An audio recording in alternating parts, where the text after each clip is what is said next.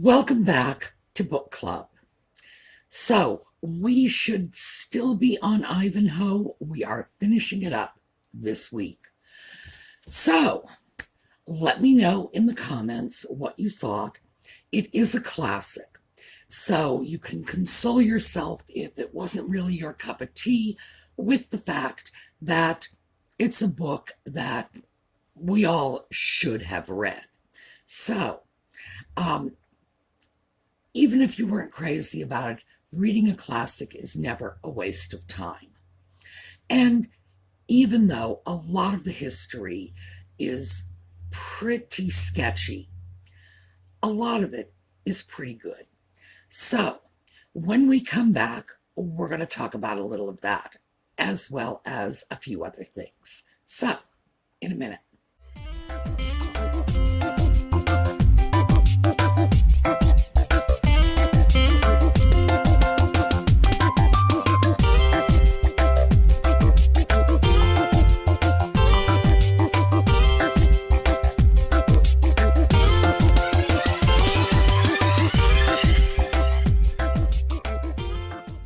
So today I thought we would talk about a few of the minor characters. Now, we have discussed some of the minor characters. We discussed Richard, whom I believe was gay, running off, killing everything in the Crusades, ignoring England, and still, he is probably the most beloved king in English history. Talk about good PR. I mean, how do you even get away with that? Well, the trick is, of course, you are followed by someone known as Bad King John. That seems to be the way to do it. If you want to be well remembered, make sure the guy who comes after you is really a problem.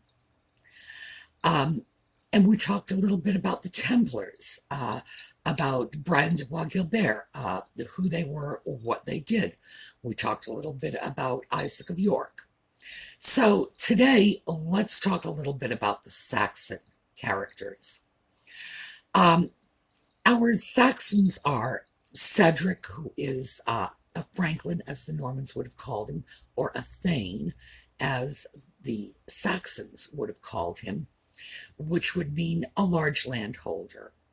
It's not a title of nobility. It's a sort of lesser title. And he would have been a landholder. He would have held that land nominally under the auspices of his king. But he would have had what he would have perceived as a great deal of freedom and autonomy. Now, as we've mentioned before, this is set in 1194, I think it's 1194, 130 years after the Norman conquest in 1066. So there is no way Cedric ever would have had any personal recollections of Saxon autonomy in England. He would have been ruled by Normans. His father's generation, his grandfather's generation, his great-grandfather's generation, all would have been under Norman rule. So when Cedric is bemoaning the loss of his whatever, his titles, his land, the respect he was due, well, he never had it in the first place. Perhaps his great-great-grandfather did, but he did not. And it's important to keep that part of this in mind. Yeah, you're beating the daylights out of me with this tale. I hope you know that. And Athelstan, who is another of our minor characters, also a Saxon. And Athelstan is called Athelstan the Unready. It's a nickname that was given to one of his ancestors. And of course, they established that he is from the line of Edward and Harold. Harold Godwinson, that's his line. So we know who that ancestor is. There was only one. and it was Ethelred the Unready. That's what we call him today. In his own day, he would have been called Athelred Unrad. And Athelred, that name, in those days, just as today, although we're very removed from this process, that name would have had meaning. Ethelred would have meant princely council. It's usually translated today as noble council. That's wrong. No, a Saxonist is not doing the translation. Ethel, we still have the word Ethel today in the form of Etheling. And it's a real word, it's in the dictionary, it's rarely used. But that is a term that was applied to the Saxon princelings. Atheling means princeling. It doesn't mean little noble, it means little prince. So we know what Athel means. And it was a term that was around quite a lot in Saxon times because they had a lot of little princes, occasionally trying to overthrow the real king. But back to Athelred. Athelred means princely council. Unrad, so Athelred Unrad. Unrad means no council. And we still have that today. Is that negative prefix, and rad is, think of it as read, R-E-A-D, read, as in read a book, not in terms of preparedness, as in ready. But if you look at it as Athelred the Unread, it starts to make a great deal of sense. It was a play on words because he was named princely council and he was one of the worst of the Saxon kings. If there was a bad decision to be made, Athelred made it. There was no two ways around it. As I said, he went into hiding. He fled to Europe at one point. This guy really was a lousy king. So when Walter Scott refers to Athelstan as Athelstan the Unready, no. He's trying to say that Athelstan is sluggish and unprepared and slow to action. That's not what the word means. It does not mean unready as in unprepared. It means unread as in without the benefit of solid, learned counsel. That's simple. So this is a bit of an error. But the character of Athelstan, if you can move away from the foolishness of his obsession with his dinner, which I think Scott took a bit too far, you do find a great deal of not just the Saxon values embodied in Athelstan, but a lot of the chivalric values of the time. So, Athelstan has no great affection for Rowena. We see this in the way he so easily gives her up. My cousin Rowena can go to my cousin Wilfred, and they should go be happy and, no hard feelings. Athelstan is not in love with Rowena. Wasn't a requirement for marriage. A man in his position, just as a woman in Rowena's position, certainly would have had no expectation that they would have been permitted to marry for love. This was something in Walter Scott's generation, but in the 12th century, no, they married you off to strangers. You would be lucky if you spoke the same language as your spouse. So, no. But what we do see is this whole chivalric sort of ethos. It was okay that Athelstan was going to marry a woman who not only he didn't love, but who loved someone else.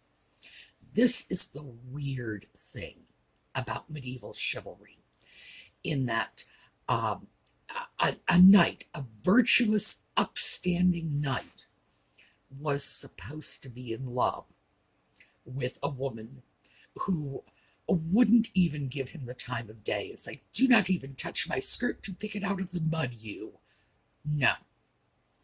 He was supposed to be doting on a woman, preferably even someone else's wife. And I swear, I'm not making this up. You can't make this up. He was supposed to be in love with a woman who would look at him and say, "Who are you again?" And she would be married to someone else. And he would go off and do great deeds to win honor for her. And she would spit at him. It's just, I mean, it's so crazy. It's hard for us to imagine that anyone would take something like that seriously. And we look at this and say, well, this is a trope of literature. No, this is actually how they were expected to behave. Chase after women who would just like literally pull their skirts away when the man would come and say, "Oh, get away from me." And then he was supposed to say, "But you are my dearest," and write her love poems. Like, unbelievable stuff. So Athelstan and Rowena's relationship would have been extremely normal, even laudable at the time in which Ivanhoe was set. 12th century. Athelstan would have been, going to marry a woman. She was in love with somebody else. Oh, what romance. Isn't this wonderful? How I envy him. Craziness. But, and frankly, that digression here, that's not as crazy as it gets. The way they held up the standard for women was even worse, because the medieval standard for properly womanly behavior was The Patient Griselda, which is a work that should have been burnt the instant it was first written. It tells the story of Griselda, whose husband, well, I find it to be like a retelling of the book of Job. Griselda's husband, in order to prove her loyalty or to test her loyalty, does the most awful things to her, puts her out of the house, tells her he's killed her children, and here's patient Griselda, oh, my loving husband. Well, in the end, of course, he gives her back her kids and takes her back, and it's like, oh, But this was held up as the standard of properly womanly behavior. If your husband beat you, threw you into the streets, murdered your children, you were still supposed to, adore him and worship him. Profoundly sick. So I have to say, the chivalric role models were, well, it's not the province of a literary critic. It's the province of a psychiatrist. It really is. These things were so sick and so distorted. But having said that, Athelstan's behavior is relatively normal within the confines of 12th century expectations. He's going to marry a woman he doesn't love. He knows she loves someone else. He might not like it, but hey, this is what he's supposed to do. And Athelstan behaves properly in this context. He's not a coward. He's willing to fight. He stands up for Rowena. They want to take Rowena off. He's, no, this is my affianced bride. You must bring her back to me. I shall challenge you to a duel over this. Yes, it's ineffectual, but it is, in fact, consistent with the standard of behavior that would have been expected of him. Athelstan would have been a thane, like Cedric. He would have had his own shire, his own district. Within that district, he would have owned all the land. All of the peasants would have been sharecroppers, basically. They would have been farming and keeping some of the produce of the farm for themselves, delivering the rest to Athelstan. He would have had many retainers that he would have been responsible for supporting. And this, by the way, and Scott does pick up on this, this is why the generosity of the knights was such a lauded virtue. Because the people who were lauding these virtues were the bards and the troubadours and the heralds, all of whom expected to benefit from this largesse. They expected they were going to get heavily compensated. So they made quite a point of saying, a good lord is a generous lord who gives much to the bards who write in his praise as the bard is writing in his praise. There was a certain amount of self-interest. But also, this is how the economics of the times worked. Um, the wealth was consolidated in the hands of a few people, and they then, in sort of the trickle-down economics theory, passed it along to the knights under them, and the knights under them would pass it along to their squires, and so on. It really was theoretically a trickle-down economic system. And there would have been very little left by the time it trickled down to the peasantry, but since the peasantry didn't write the ballads and didn't pay the balladeers, they're usually kind of forgotten in this. So Athelstan actually, like I said, when you walk away from his obsession with his dinner, is a knight. There's nothing that one could complain about. In other words, there's no vice here other than the vice of gluttony. And I think Scott made that into too much of a joke. I think that would have been funny with a line or two, but I think by the time you hit the 30th or 40th repetition, Scott is straining our patience. So that's Athelstan. And of course, a little bit of Ethelred. Rowena's maid, Elgitha. Oh, and quickly just let me throw some Elgithas in. Believe it or not, that was an extremely popular name in this period. Elgitha was like, Emily. It was everywhere. Everyone was named Elgitha. In fact, one of the various King Canuts, I think it was one of the Canuts, it was one of the Danelaw kings, not only had one wife named Elgitha, he had two wives named Elgitha, simultaneously, by the way. Not sure how that worked, but at that point I figured they were probably only marginally Christian, so if Thor didn't mind, who cares? But Elgitha, as Rowena's maid, Rowena's personal maid, which would have given her something akin to the modern status of a personal assistant.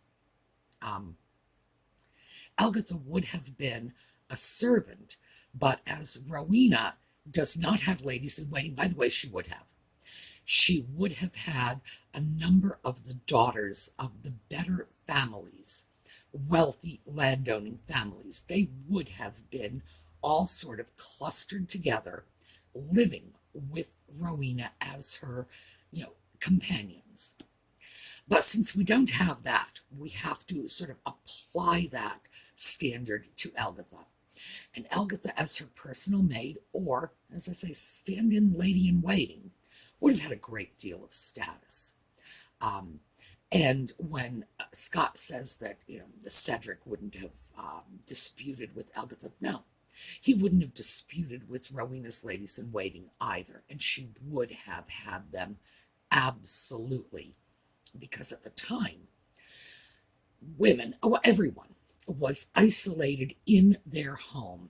It would have been a large manor, but you would have had the people on the top and everybody else would have been below them. So a young woman like Rowena would not have been socializing with the servants. She would have had other young women, some of whom would have been very young. They might have come into her household, as young as 8 or 10, and they might have stayed until death, if that was what they chose to do. And that would have happened if they were single. If they married, they might have left, they might have come back, but you would have had an entire group of young women of good families. Families would have vied for this position to get their daughters sent off to the Thane's house in order to be a lady-in-waiting to Rowena, who is according to this, of the line of Alfred, a Saxon princess. Of course she would have had them. She would have had as many as a dozen of them. They would have been her companions. They would have played cards together. They would have danced together. They would have played music. They would have gone out in the yard and eaten grapes or whatever Saxon princesses did. So Elgitha is sort of our stand-in for the lady-in-waiting. And yes, she would have been accorded very high status. She would not have been treated as a servant or an underling. She would have been treated as a friend of Rowena. So, and that would have placed her pretty high up. Now, our other minor characters are clergy people. So, well, actually, not. We've got one other besides clergy. Stick with the clergy people for now. A lot of this looks farcical. That Prior Aymer is known for dallying with women and hunting and hawking. Extremely common. People went into the church not out of a sense of vocation, because remember, everybody was Catholic. So that was just like the baseline. They were all Catholic, and you had no expectation that your priest or monk or anyone was any more devout or religious than you were. This is kind of a job. And if you came from a good family, you would get a preferment to a high office, and you would run an abbey or become a bishop. And this is the seat of non-royal power.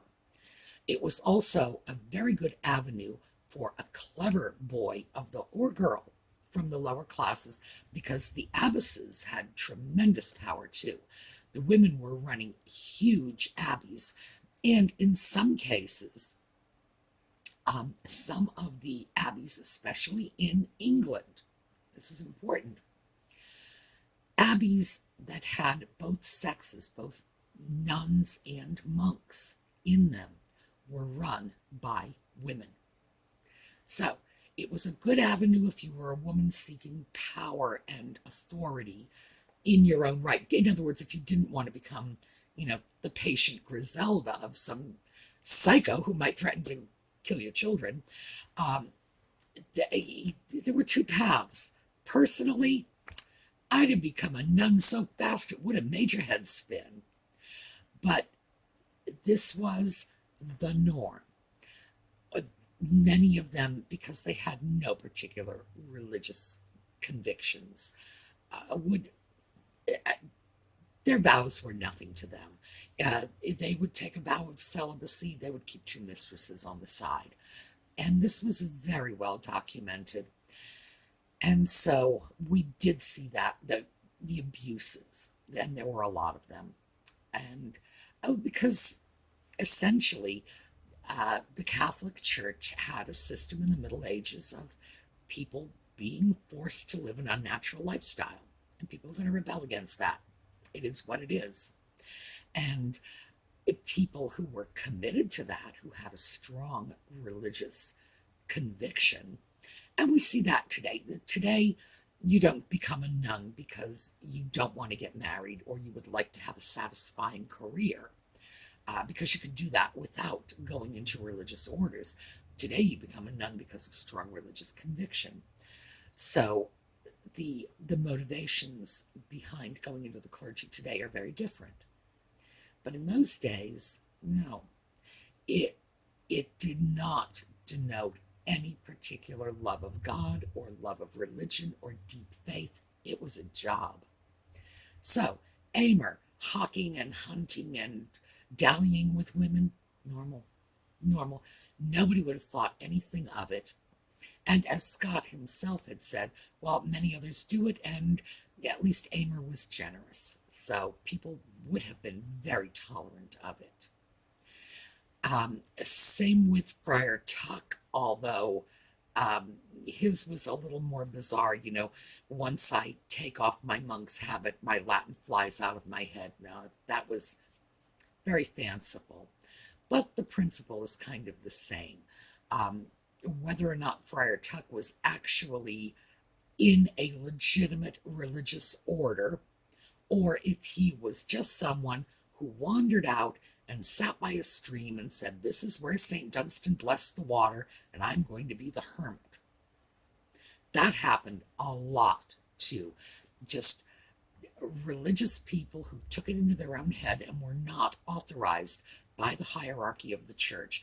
My suspicion is, of course, that is what Scott was referring to, that Friar Tuck was just someone who followed his own calling. So you can't expect a lot of rhyme or reason from that. And the other is Maurice de Bracy. So Maurice de Bracy was not a religious person. Maurice de Bracy is a Norman leader of free companions or freelances. And our modern word, freelance, to work ad hoc for whichever employer, you happen to choose that day, comes from these free companions, freelances. And these were mercenaries. They were not as common in the 12th century as they were in, for example, the 14th century, 200 years later, when they had the 100 Years' War, the French and the English, and it was more than 100 years, but those people didn't do a very good job of counting, certainly not when you got to numbers over 100. It was 114 years, but yeah, who's quibbling about 14 years? But the mercenaries would band together and, in effect, continue to fight the war. So when the British in the 100 Years' War would bring mercenaries over to France to fight for them, they would pay them off and discharge them in France. Then you had this company of soldiers who had, they'd just been paid, so they had no aggression toward their former employers, let loose on the French countryside, and they would continue to prosecute the war in their own way. It was a very clever strategy, and it could be very devastating to the local countryside. In the 12th century, you didn't see this so much, but it was, in fact, a medieval thing, these bands of free soldiers, meaning they had no allegiance to a king, to an earl, to a thane. And when a thane, like Cedric or Athelstan, for example, would prosecute a war against his neighbor, which was common, they could hire these companies of free mercenaries who would have had experience. Under King Richard, they would have had plenty of experience. They would have been all over Europe and the Middle East killing everything. And you would get a company of them, hire them, and they would go beat up your neighbor. What can I say? That was just how things were done. So Maurice de Bracy is also a character that had his place in their society, even though the free companions, the mercenaries, were in many ways out of society. They were interlopers. They were people who lived by their swords, and therefore virtually outlaws.